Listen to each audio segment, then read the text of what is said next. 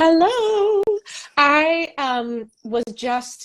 said I had to have like this cheat sheet because when I'm looking through your bio and all the stuff that you've done and you do, I was like, I'm going to have to use this because you've done so much great stuff. But not to embarrass you, but so I mentioned longtime singer, songwriter, part of Ingrid Michaelson's band, an integral part of that for like, what, 17 years? Yeah. Yeah, which I know people will be interested just to hear about some of those experiences. But you have also performed worldwide with William Fitzsimmons, Joshua Radin, A Great Big World, your own solo project. You're a killer guitarist. You produce vocals, arrange harmonies, coach vocals, and then by now, before I also want people to hear about your great songwriting community, thinking outside the blocks.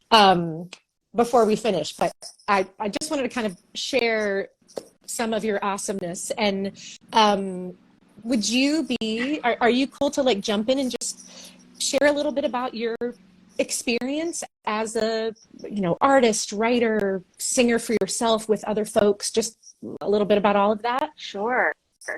I was doing this because I spin a lot of plates, and I think that's how I've been able to have a career in a lot of ways, is that I have been open to working in music, even if it didn't mean I was center stage. And so I was in bands growing up, but my primary focus was always like academics and athletics. Those are the things I thought I was going to pursue for a career. And I got injured in high school and was sidelined, and since so much of my time previously had been devoted to training, I suddenly had this window of time. I didn't know what to do with myself. This was the 90s, you guys, so there was no internet. I was there with you, Allie. I had it at the very beginning because my dad is a techie, but I could only email my dad. So it wasn't like I had social media to occupy my time. Side note, I was remembering the other day that, because social media gets a bad rap with the algorithm. When my band in college, we would send flyers. So we would ask at shows, not for your email address, but for your mailing address. 100%, yes. And I learned how to do bulk mailing because we had several thousand people on our mailing list. Yeah. And I would print labels and print flyers and mail them out. And I was like, thank God I don't have to do that anymore. So bright side. Yes, big time bright side. Email people. But anyway, that's when I discovered songwriting. And so for me, making something out of nothing became like, oh, I like this. I don't know what this is. And I really wish at the time, part of the reason I started thinking outside the blocks is because I wish I would have had this kind of community then. Yeah. Both as songwriters, we can be in our own little bubbles, and so we can, the negative thoughts are louder. We can start to think like we're the only one dealing with these thoughts or patterns or whatever, and also it's just kind of like lonely. You don't get the feedback like you would in a band or school play or working with big groups or in ensembles. And so for a long time, to be honest with you, my songs were not very good. My voice was good, so I could kind of sing anything, but there was nobody in my life that was like, this doesn't make sense, or here's a way to get better at this. Yep. I just sort of felt lost for a long time. Can I ask you, because you said one, and I know this is totally sidetracking, but from my own curiosity, what were your major, just because, when I think of, like, I have never been like a really great athletic person. Music was like my choice, and the arts from the beginning. So I'm always impressed when I hear, I was a major athlete and I got injured, because it's, hard for my brain to wrap around that other than vocal athletics. What was your main sport? Initially, as a child, it was gymnastics. I was competitive very young. But then I Wow. transitioned over to cross country. I went to the Junior Olympics twice, and Wow. that's what had my sights set on, a running scholarship. So I've done a marathon. Half marathons were my favorite because they were not as much recovery. Yeah. But I started really young, so I feel like I did a lot of I did a lot of high impact exercise on, formative years of my body, and I think I would have had a longer running career had I delayed that.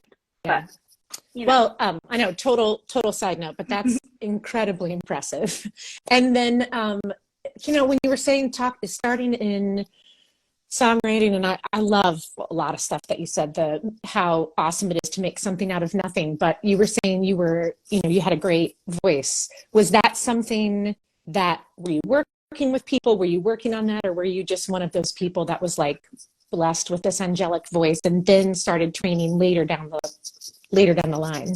The latter. I could always sing in tune pretty much. Like, I found some tapes from when I was 2 recently, and I was like impressed with my 2-year-old self that I was like, wow, I'm singing this song in like the right intervals. And but I had issues though. Like, so I had a nice voice, but I had issues with where I would have extremes, basically singing very light and breathy or screaming my guts out. Yep. And I had one unfortunate lesson where a teacher just said, honey, you don't have a high voice. And that I believed that for many, many years. And so it wasn't until down the line when I started training with someone else as an adult that I was like, oh, he just didn't know the answer to my question. And so instead he said, you just can't. And that's sort of what led me to wanting to be a vocal coach too, and study voice more intently. Yeah. I mean, so many people have that story where all it took is like a crappy lesson, or a church choir person or school choir person that, though well-intended, they might have some natural talent, so they got stuck in that position, but don't fully know what they're talking about. And instead of saying, hey, Allie, I don't really have the tools or really know kind of how to help you get here, they just say, oh, you can't do that. And that stuff can really stick with us. Yeah, it did. It really stuck.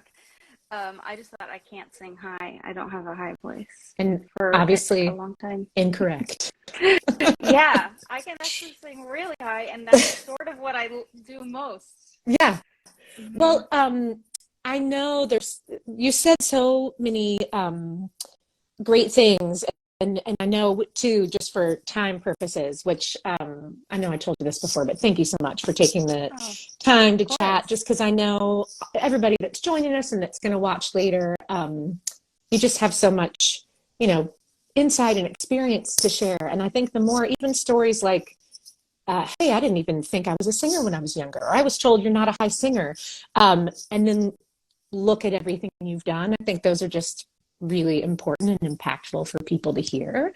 Can I ask you though, one of the things that you said that I loved, and I want to talk more about your original music too, but you talked about juggling plates and how you feel like you've been able to have a successful career and sustained a successful career in music because you didn't always have to be, I'm not going to say it exactly right, so go back and watch what you said, but you didn't always have to be center stage. Yeah. And I think that's pretty darn important. And can you speak a little bit to that, just like your experiences or how you find that maybe to be creatively enriching, maybe in a different way than your solo work? Yeah. I think I will say, as like a blanket, as a background, I don't tend to be a jealous person. So I am someone who likes assisting my friends. I think it's normal to have feelings of jealousy, don't get me wrong, or envy, but I don't really struggle with why did they get that gig, that kind of thing. I believe I just wrote a song about this. The life is a big room, it's a wide room and there's space for me in my lane. And I met Ingrid through MySpace, and I was doing a gig in New York in pianos called Femme Onslaught. It was all female performers, and I messaged the promoter and said, you should have this girl on. She's really good. Sort of selfishly, because I just wanted to hear her music. Yeah. And she was very good, and we met at the show. And a few days later, she asked if I would be interested in taking part in her band. And I was like, sure. But I had uprooted my life to pursue solo career and move closer to New York City and stuff. And so I was like, as just, temporarily kind of. I'm busy, but I'll throw you a bone here and there. Yeah. But as I got to know her, I realized, ooh, she writes really good songs. She has things I don't have. She has a lot more experience being a front person. She just had a comfort in the center stage, entertaining, and she was a really good songwriter, and I liked her music, and it was fun. So I just continued with it, and I had the opportunity to grow with her as she grew. And sometimes that also meant, like, for the first 3 or 4 years, I tour managed as well. I took other jobs. I would sell merch. I would do, I'm a team player in that way. And I guess for me, it just came down to, like, as long as I felt she appreciated me, it was very easy for me to be in that role on the side. And I like her music, and I like performing, and I preferred that to my previous job, which was office managing an insurance agency. So it was like sort of like that was an easy win. That was an easy win. Yeah. I'll do anything in this field. I will clean the toilets of the musicians to be around music rather than have to deal with claims anymore. Well, I think you're dropping so many nuggets here, Allie. Sorry. No, it's so good. I'm saying you're, again, a couple things that stood out. I think it's important. I love that you said she could do some of these things better than me. I think it's great to be able to surround ourselves with people that have, obviously similar interests, but yet different strengths, right? You both can be good at this, but your strength might be this, their strength is that, and it is okay and a good thing for people to do some things better than you. Yeah. Because you're going to do some things better than other people. I mean, I will also say this: it was a unique experience, the Ingrid band, because everyone in that band has been a teacher at some point. So I feel like I would say at one point, like, there were 3 people who played guitar better than me in the band, but playing other instruments. And so it was just always a chance for me to learn. It just, every record she put out, my chops would get better and better. And if I had trouble with a part and, learning it from a stem or figuring out how to play it live, I could just ask one of the other guitarists in the band, and nobody shamed me for that. Yep. They just showed me how to play it. They wanted us to sound good. And likewise, when I would have comments on how we could blend better, they would listen to me. It wasn't like, shut up. Stay in your lane. Yeah. That's a really fortunate, it sounds like, group of, like, really collaborative, kind of like-minded people too. Pretty special. Yeah. But I think you hit the nail on the head where if you are a person who maybe, I know we use the word, like, it could come from a place of abundance or scarcity, but those people who do have more of that scarcity mindset, so they kind of they kind of stay away from people that might have strengths that they don't have, that you're missing out on so much, because that when you surround yourself and you all have your own great strengths, you all just up level. Like you said, it just makes everybody better. Yeah. That's with songwriting too. If you, hold on to your best ideas, or you never want to collaborate out of fear that someone's going to steal your idea, or, that the song will change when someone else is involved. Yeah, it will change, but that's how you grow, is by working with other people. And so, I suggest like bring your best ideas to the writing room, and you will not run out of songwriting ideas. You will not, because you're going to keep living, you know? Yeah. Yeah. I was just going to say that. I was going to say, when people are like, no, this is the best idea I've ever had. If you have a great idea, you're going to have more great ideas. You know what I mean? Yeah. Well, and two, as I'm keeping an eye on the time too, and I really want to talk about songwriting. You got a couple questions, if you don't mind if I scroll back. We were, and then really kind of talk about, I love that now you, in addition to all the stuff that you're still doing, you focus time on this songwriting community. And I love what you said, because I was literally saying this to somebody last week when they had me on to chat, just that I really have tried to, when I think about what do I want to offer people, or how do I want to support people, or what do I want to, what is really, meaningful and valuable to create. Obviously, I pull that, as I know you do, from the people I've worked with through decades of doing this and all of that. But it's also thinking about what would have been so helpful to me. What do I wish I had, that if I would have had, gosh, things would have been easier, or not felt as alone, or brought success more quickly, or kept me from making some, finding my way through some tougher times. Like I could have skipped some of those, Right. So I want to talk about thinking outside the box. Somebody said, Matt said, when starting to write, does your chorus have to be the main message of your piece? I mean, generally that's the purpose of the chorus, but you don't have to start with the chorus.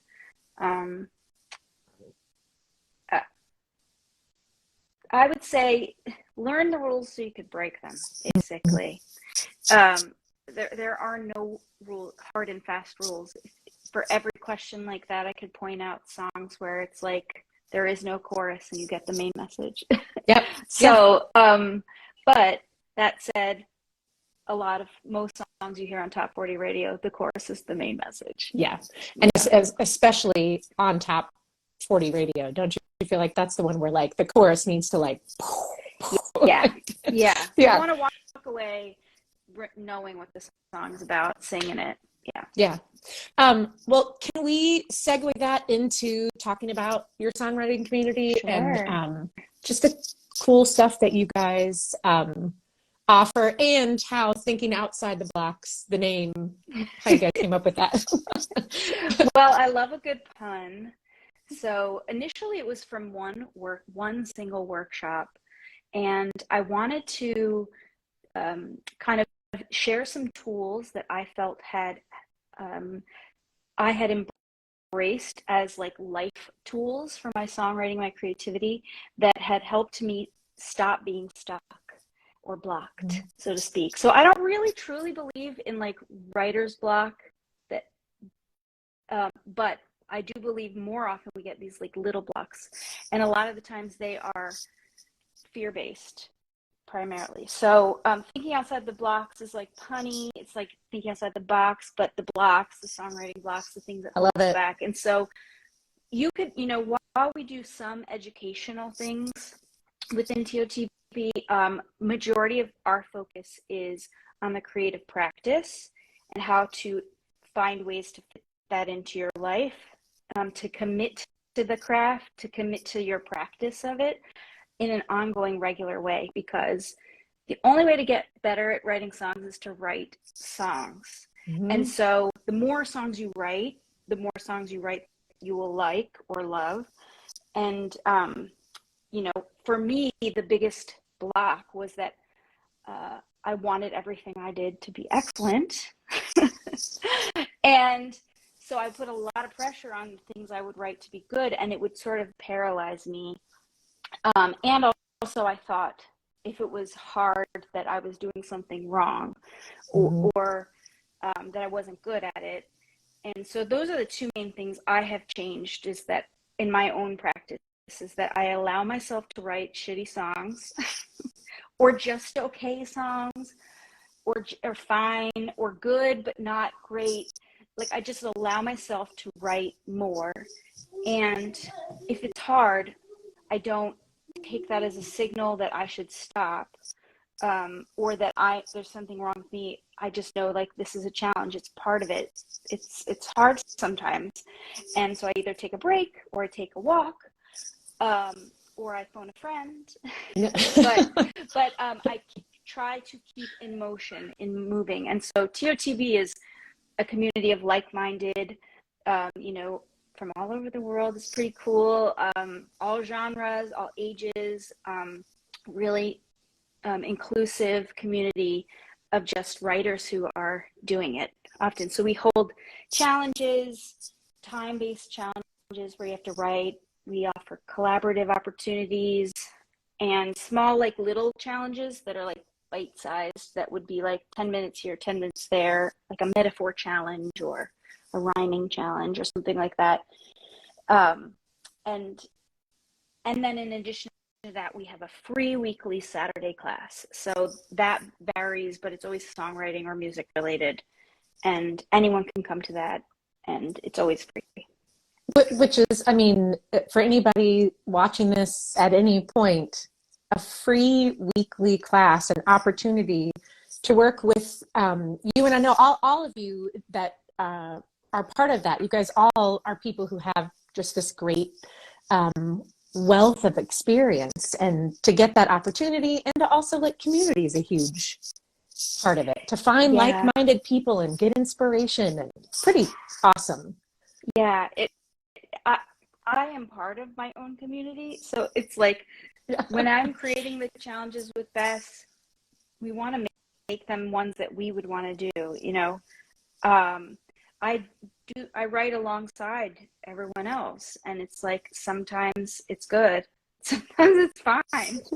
And I think just being able to see that in other people, and just see like you know, or sometimes we judge ourselves too harshly, so we'll post it, you know, with begrudgingly, like, I did it, but I don't love this, and somebody else will reply and point out something that moved them, and that cycle, that ongoing relationship is like the most beneficial.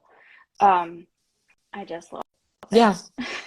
Well, I know that you're running to something right after this, but can you share with folks? Obviously, they can find you on Instagram, but they can find Thinking Outside the Blocks on Instagram. And you know what? I'll off the top of my head, I'll put both of those in the copy here so people can find it. And then your website and coaching website. And do you mind sharing some of that?